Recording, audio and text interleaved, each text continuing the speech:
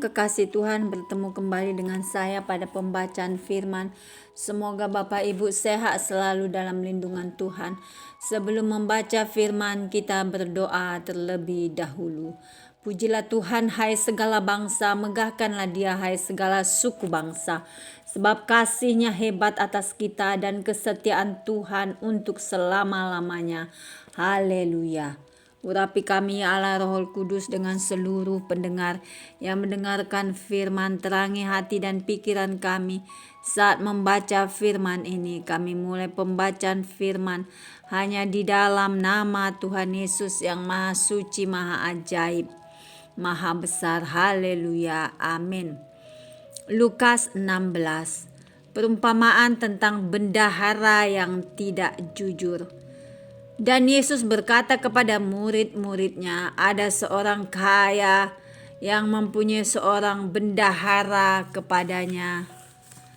Disampaikan tuduhan bahwa bendahara itu menghamburkan miliknya. Lalu ia memanggil bendahara itu dan berkata kepadanya, apakah yang kudengar tentang engkau? Berilah pertanggungan jawab atas urusanmu, sebab engkau tidak boleh lagi bekerja sebagai bendahara. Kata bendahara itu di dalam hatinya, apakah yang harus aku perbuat? Tuanku memecat aku dari jabatanku sebagai bendahara. Mencangkul aku tidak dapat, mengemis aku malu. Aku tahu apa yang akan aku perbuat supaya apabila aku dipecat dari jabatanku sebagai bendahara, ada orang yang akan menampung aku di rumah mereka. Lalu ia menampung aku di rumah mereka. Lalu ia memanggil seorang demi seorang yang berhutang kepada tuannya. Katanya kepada yang pertama, berapakah hutangmu? Kepada tuanku, jawab orang itu, 100 tempayan minyak. Lalu katanya kepada orang itu, inilah surat hutangmu. Duduklah dan buat surat hutang lain sekarang juga, 50 tempayan. Kemudian ia berkata kepada yang kedua, dan berapakah hutangmu? Jawab orang itu, 100 pikul gandum. Katanya kepada orang itu, inilah surat hutangmu, buatlah surat hutang lain 80 pikul. Lalu tuan itu memuji bendahara yang tidak jujur itu, karena ia telah bertindak dengan cerdik. Sebab anak-anak dunia ini lebih cerdik terhadap sesamanya daripada anak-anak terang. Dan aku berkata kepadamu, ikatlah persahabatan dengan mempergunakan mamon yang tidak jujur, supaya jika mamon itu tidak dapat menolong lagi, kamu diterima di dalam kemah abadi. Setia dalam perkara yang kecil, nasihat. Barang siapa setia dalam perkara-perkara kecil, ia setia juga dalam perkara-perkara besar. Dan barang siapa tidak benar dalam perkara-perkara kecil, ia tidak benar juga dalam perkara-perkara besar.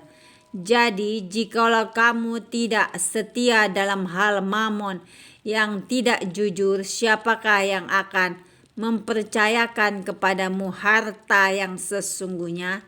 Dan jikalau kamu tidak setia dalam harta orang lain, siapakah yang akan menyerahkan hartamu sendiri kepadamu?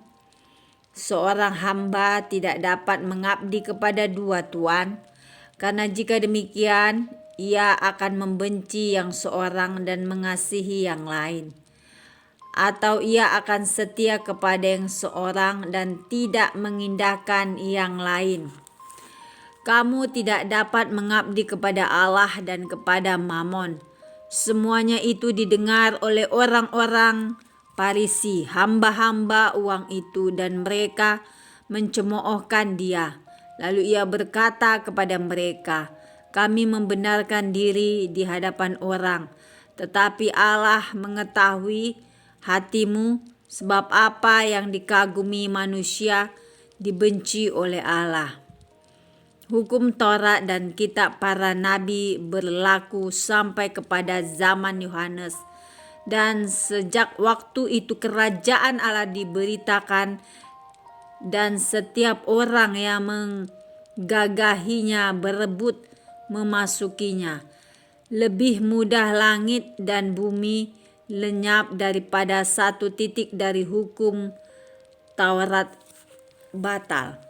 Setiap orang yang menceraikan istrinya lalu kawin dengan perempuan lain, ia berbuat zina. Dan barang siapa kawin dengan perempuan yang diceraikan suaminya, ia berbuat zina.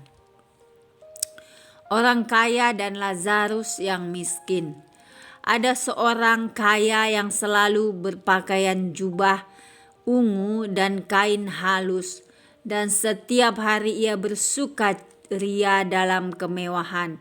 Dan ada seorang pengemis bernama Lazarus, badannya penuh dengan borok, berbaring dekat pintu rumah orang kaya itu, dan ingin menghilangkan laparnya dengan apa yang jatuh dari meja orang kaya itu. Malahan anjing-anjing datang dan menjilat boroknya.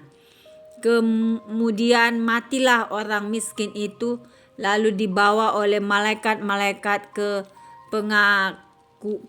pangkuan Abraham. Orang kaya itu juga mati lalu dikubur. Dan sementara ia menderita sengsara di alam maut, ia memandang ke atas, dan dari jauh dilihatnya Abraham dan Lazarus duduk di pangkuannya. Lalu ia berseru, katanya, "Bapa Abraham, kasihanilah aku, suruhlah Lazarus supaya ia mencelupkan ujung jarinya ke dalam air dan menyejukkan lidahku, sebab aku sangat kesakitan dalam nyala api ini." Tetapi Abraham berkata, Anak,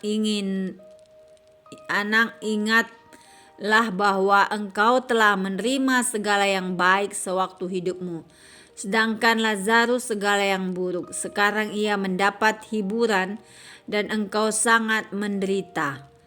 Selain daripada itu, di antara kami dan engkau terbentang jurang yang tak terseberangi, supaya mereka yang mau pergi dari sini kepadamu, ataupun mereka yang mau datang dari situ kepada kami tidak dapat menyeberang. Kata orang itu, "Kalau demikian aku minta kepadamu, Bapa, supaya engkau menyuruh dia ke rumah ayahku, sebab masih ada 5 orang saudaraku, supaya ia memperingati mereka dengan sungguh-sungguh, agar mereka jangan masuk kelak ke dalam tempat penderitaan ini." Tetapi kata Abraham, ada pada mereka kesaksian Musa dan para nabi.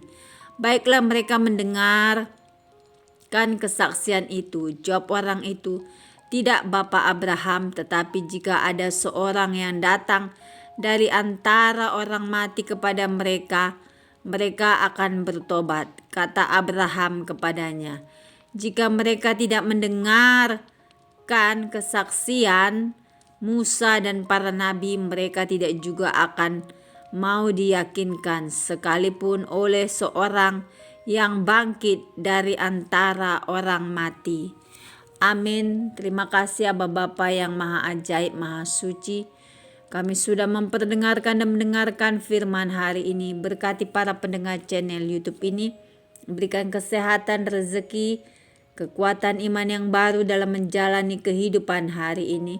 Kuasa darah Yesus membungkus kami untuk terus maju membaca, merenungkan serta melakukan firman-Mu. Berkati ya Tuhan pesta demokrasi bangsa kami Indonesia tanggal 14 Februari ini. Biarlah Tuhan kami ucapkan berkat salam atas pesta demokrasi. Semua berjalan ya Tuhan dengan lancar dari awal, tengah sampai akhir.